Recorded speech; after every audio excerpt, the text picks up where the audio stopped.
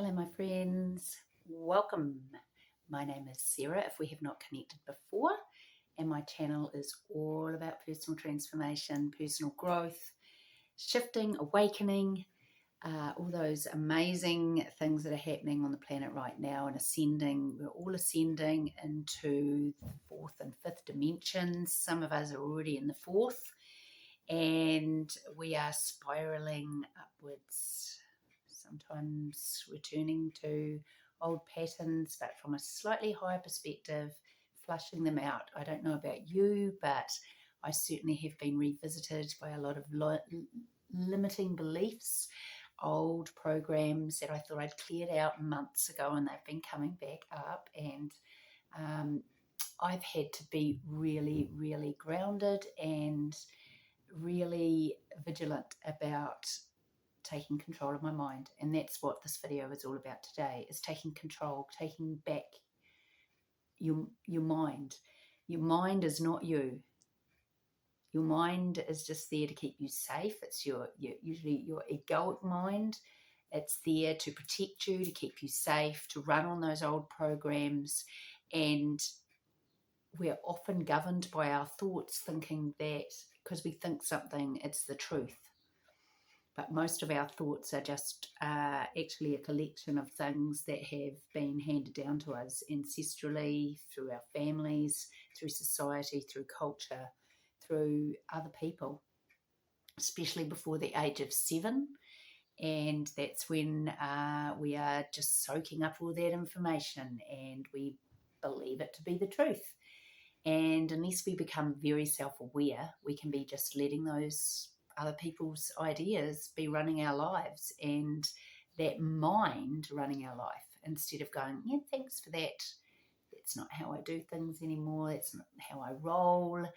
I know better. I've learnt some things in my time on the planet, and putting some new thoughts in there. And it's just a constant practice, and just having that awareness of your thoughts. What am I thinking? And then saying, well, why am I thinking that thought?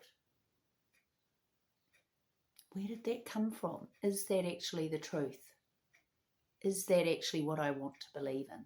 Because what we believe in is what we manifest and create outside of ourselves. So if your life's not really worked out that well, then you've got to look around you, and that shows you, it's a direct mirror that shows you the aspects that you need to be doing some work on. And the only way you're going to shift it, change it, is by going inside and doing the inner work on yourself. And it's constant. You'll never get through all the work, but you'll start to see it shining back at you when you've done the work, the situations, the flow, the people that are coming into your life, the synchronicities that are happening.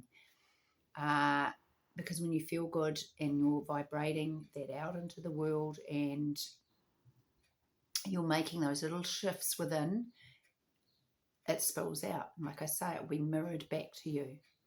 So I urge you to take the time to be self-aware, to control that mind, and thank it. Don't resist it. Just notice, observe. That's where meditation can be really powerful, because thoughts will come in, and you can just be the observer of those thoughts. Don't get attached to them. And then you can start practicing that in your everyday moments of life. When you're having that conversation and you might be judging someone full on in your mind. It's like, well, where's that coming from? Are you really listening to them? Are you just waiting to say your point of view or your perspective or your belief around something, which is often what we're doing when we're communicating with other people, instead of just opening up our hearts and listening to them? What thoughts are going on in your head when you're interacting, when you're connecting with anything and everything, when you're just sitting in those quiet moments alone? Get really, really honed in on your thought patterns and processes. Journaling them down is powerful. And once you're aware, you can change. And you can change those thoughts to better thoughts, and not get so caught up in the, I've had that thought, this is what I've thought, so this is the way it is. So I hope this video resonates with you. It's helpful. Start writing down those thoughts. You'll notice that it's the same patterns coming up. And then you might look back at your family and see that within the family. So I urge you, take control of your mind. It's not who you are. This body is not who you are. Your mind is not who you are. Your soul is who you are. We need to strip away our attachment to those other things. We're a spirit having a physical experience on the earth plane, and we're here to teach, learn, and sometimes teach others too. We're doing a lot of teaching others when we're having our interactions. And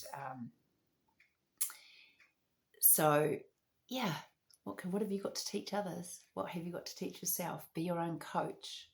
Coach yourself along. Often we didn't get good coaching on our way through school, teachers, parents. So we do have to come to a place in our life where we have to take full responsibility for everything that we have created. And, not without judgment, being kind to ourselves, just going, okay, that hasn't really worked out for me that well.